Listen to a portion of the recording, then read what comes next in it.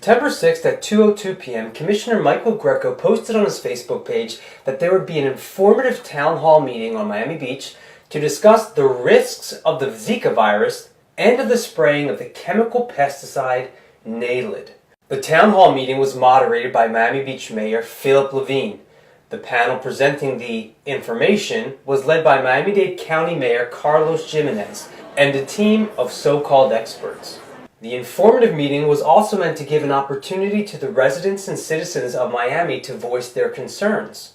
This expert panel, as Miami-Dade Mayor Jimenez and Miami Beach Mayor Levine continue to refer to them, included Dr. Jeffrey Bernstein, a toxologist and medical director of the Florida Poison Control, Dr. Christine Curry, an OBGYN, Dr. Jane Allister from the Center of Disease Control, and Laura Magellan from Clark, aka the vendor, as Miami-Dade Mayor Jimenez referred to her, which is the company who has been hired to spray the toxic pesticide Naled over Miami Beach starting Thursday, September 8th, followed by 3 more sprayings.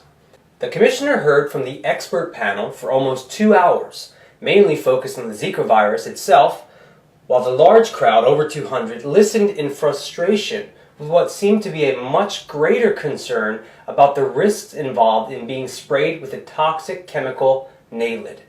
We are all informed, we're all educated, so I'm going to direct this to the vendor that has a contract to disperse poison, which all of us are concerned about. Nobody came here because we're afraid of getting Zika. No. It was clear from the beginning to many that Commissioner Michael Grieco was the only member on the board who had serious concerns about the effectiveness and safety of the spraying. I'm more concerned about procedures and I'm concerned about the risks involved simply of spraying this on our city and the concerns of people that live here. So I just don't think this works. It doesn't work in our city, with our ones, with our injection, it doesn't work. Although Miami Beach Mayor Levine and other commissioners did push for more time to discuss alternatives and make residents aware of the spraying with time and notice, it seemed obvious to most that Mayor Levine was in favor of the spraying. I think it's our responsibility that we have to do this.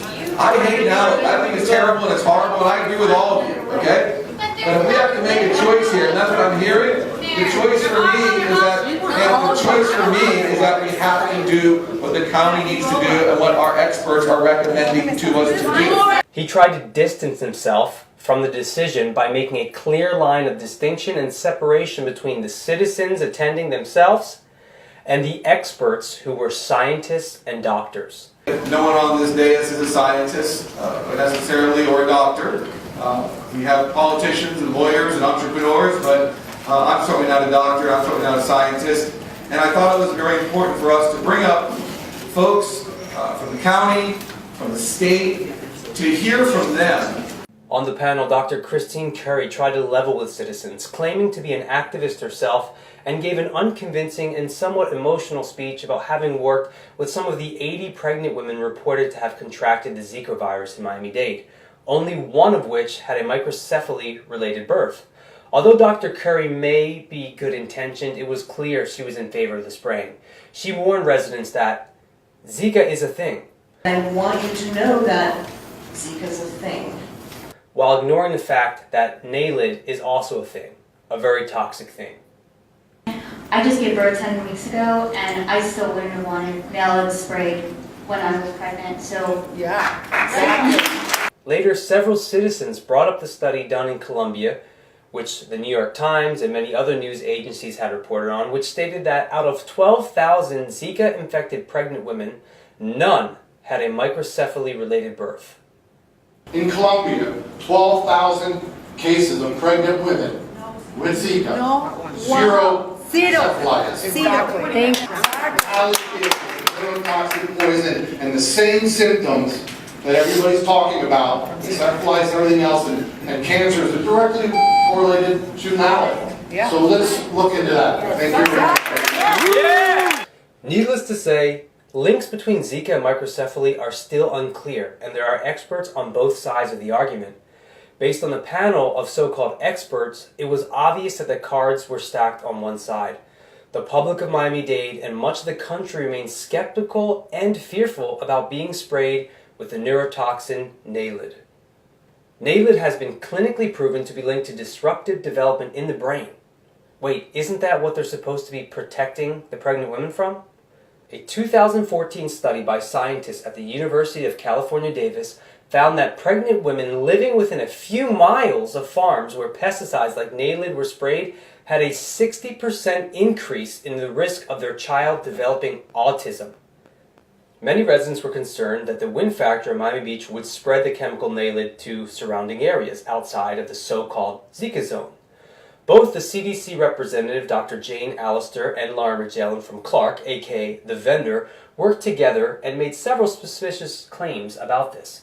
They stated that with the types of planes being used, wind would not be a factor, and that the spraying would be contained. The aircraft that is being used is a twin turbine King Air with applicators for both ends of the wing. And on board we have what we call Flight Master, which uses real-time GPS and weather information to ensure precision application.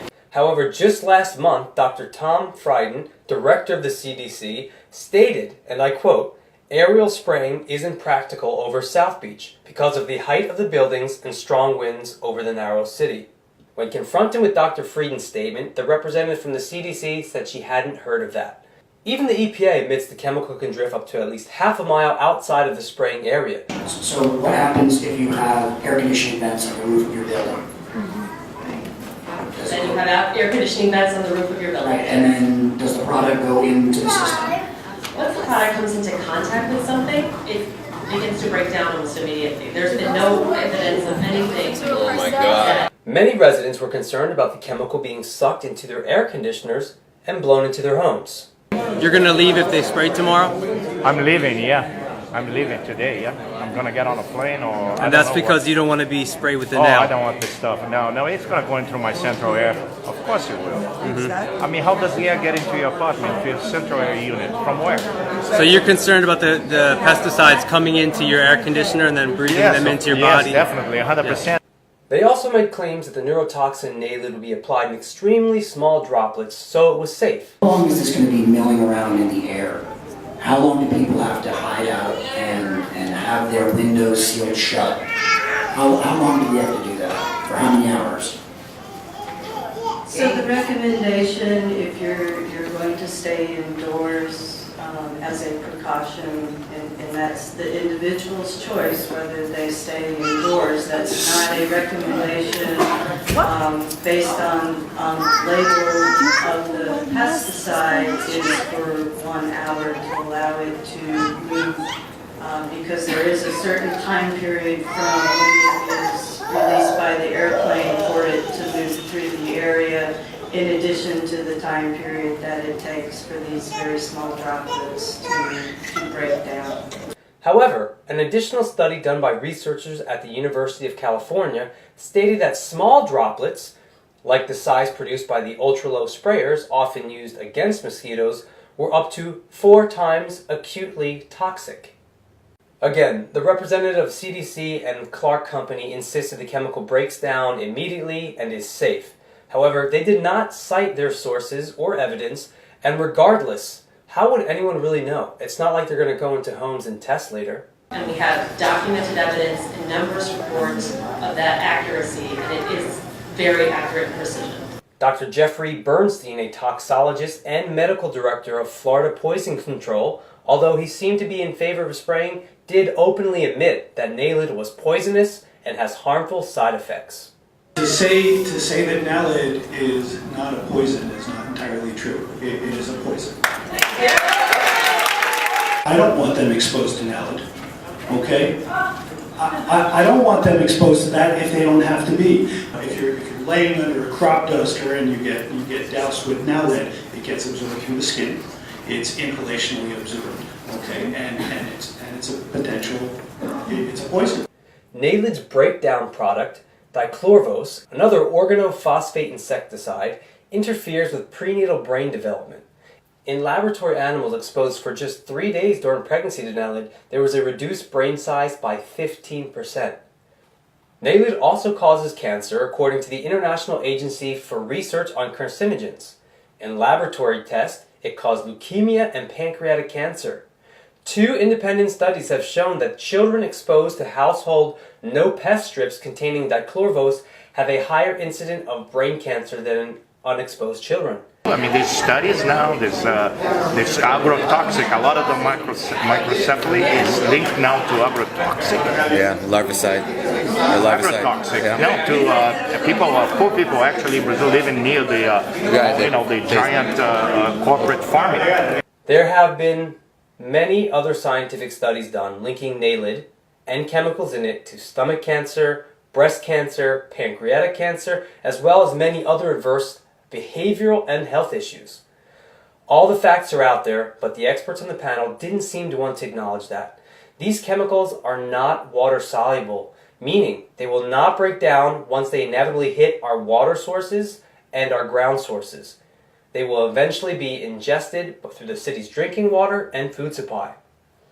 NALED also poses an extreme danger to our already dwindling bee populations. In fact, after spraying of NALED in South Carolina, Juanita Stanley, the co-owner of Flowertime Bee Farm in Somerville, described the aftermath of the spraying as being nothing less than total devastation. She reportedly lost 46 hives and over 2.5 million bees. But that's not all. It also kills important insects that cross-pollinate, like butterflies, not to mention natural predators to mosquitoes such as bats, frogs, as well as fish and other small mammals. In the end, the citizens and residents of Miami Beach remain unconvinced from the experts, and it seemed that the decision had already been made. There seemed to be a lot of confusion. There seemed to be some people that really had their minds made up before they came, at least on the commissioner's side, definitely. The mayor of Miami Beach seemed really adamant about taking Zika and making it the priority as opposed to any concerns with NALED. Definitely the mayor of the county mayor definitely has his mind made up. Feels like he's going to follow suit with what the state recommends. There was only one side of the story given today. All the experts came from the CDC, Agricultural Department. It seemed like there wasn't a dissenting opinion other than those that were offered by the people that were there. Some were given very, very valiantly and very credibly. People weren't referred to being as experts, but all you have to do is do the research. The information is there. There's a lot of credible sources for it. It's toxic. And I was seeing what my leaders that we elected are doing about it. And they're doing nothing because it's dictated by the government, the governor of this state, and the mayor of Miami-Dade County is following suit, and evidently so is the mayor of Miami Beach. People don't want this toxic stuff sprayed. Miami-Dade Mayor Jim Inez did make it clear that if it wasn't them initiating the spraying, that Governor Rick Scott was already taking steps to do so. What is your opinion of what the governor's going to do? Is he going to spray regardless? The governor, if we don't take action, the governor will do what the CDC has asked him to do and recommended that he do. The Surgeon General actually was pushing to do this kind of spraying last weekend.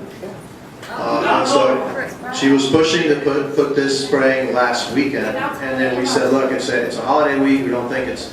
Florida Governor Rick Scott is apparently reaping financial interest from the Zika mosquito business as well. Scott's wife, Florida First Lady Ann Scott, has a multi-million-dollar investment in a mosquito control service.